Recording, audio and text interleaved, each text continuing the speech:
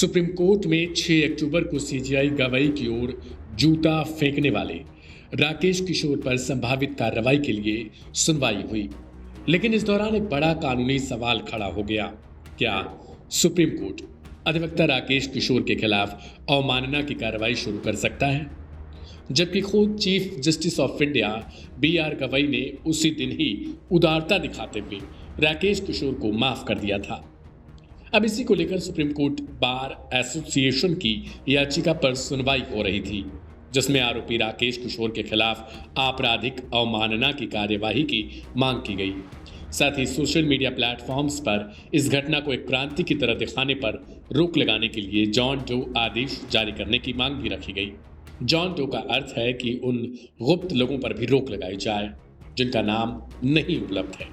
याचिकाकर्ताओं का दावा है कि राकेश किशोर लगातार मीडिया में इंटरव्यू दे रहा है, खुद को हीरो की तरह पेश कर रहा है और दोबारा कुछ ऐसा ही करने की धमकी भी दे रहा है।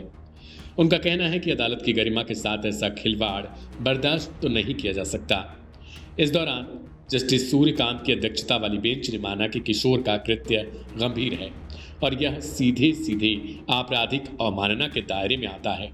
लेकिन इसके बावजूद उन्होंने यह भी सवाल उठाया कि जब सीजीआई ने घटना पर कार्रवाई न करने का फैसला कर लिया था, तो क्या अब अदालत इस पर आगे बढ़ भी सकती है या नहीं।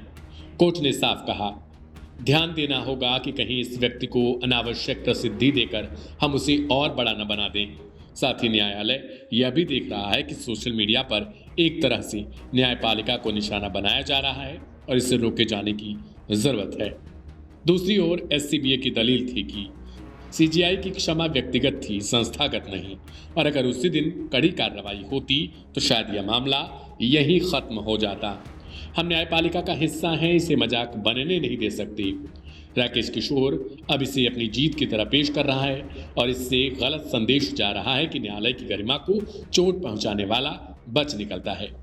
इसी दौरान जस्टिस जयमाल्या बागची ने कानूनी बिंदु उठाया कि कंटेम्प्ट ऑफ कोर्ट्स एक्ट के सेक्शन 14 के तहत कोर्ट में जज के सामने होने वाले अवमानना कृत्य पर फैसला उसी जज के विवेक पर निर्भर करता है। जब सीजीआई ने कार्रवाई न करने का फैसला किया तो क्या अब कोई अन्य बेंच या अटॉर्नी जनरल इसे फिर से शुरू कर सकते हैं? सेक्शन 15 को भी देखना होगा कि आगे की प्रक्रिया का अधिकार किसके पास है। इस पर SCBA अध्यक्ष विकास सिंह ने कहा कि सीजीआई ने जिस अपराध को माफ किया है वह उस समय की घटना थी, लेकिन अब जो नया अपराध चल रहा है, मीडिया में बयानबाजी, सोशल मीडिया पर पब्लिसिटी, इस पर अदालत को दखल देना चाहिए। कोर्ट ने भी माना कि घटना का महिमामंडन एक गंभीर चिंता है और ऐसे मामलों पर भविष्य के लिए स्पष्ट दिशा निर्देश बनाए जा सकते हैं।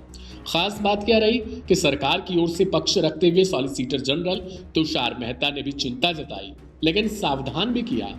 अगर नोटिस जारी हुआ तो वह व्यक्ति खुद को पीड़ित बताकर सुर्खियों में रहेगा और यह समस्या और बढ़ेगी। फिलहाल सुप्रीम कोर्ट ने फैसला किया है कि अभी के लिए आपराधिक अवमानना की सीधी कार्रवाई आगे नहीं बढ़ाई जाएगी। कोर्ट इस वक्त सिर्फ रोकथाम और दिशा निर्देशों पर विचार करेगा ताकि भविष्य में किसी को न्यायालय की गरिमा को ठेस पहुंचाने की हिम्मत ना हो। यह मामला अब एक हफ्ते बाद फिर से सुना जाएगा। गौरतलब है कि बीते 6 अक्टूबर को जब सुप्रीम कोर्ट में सुनवाई चल रही थी, उस दौरान अधिवक्ता राकेश किशोर ने सीजीआई गवाही की ओर जूता फेंकने जैसा प्रयास किया और नारा लगाया, सनातन धर्म का अपमान नहीं सहेगा हिंदुस्तान। सुरक्षा कर्मियों ने तुरंत उसे कोर्ट से बाहर किया। इस घटना की देश भर में कानूनी, राजनीतिक और सामाजिक स्तर पर कड़ी निंदा हुई। प्रधानमंत्री, विपक्ष के नेता और कई राज्यों के मुख्यमंत्री सभी ने न्यायपालिका और सीजीआई के समर्थन में बयान दिए।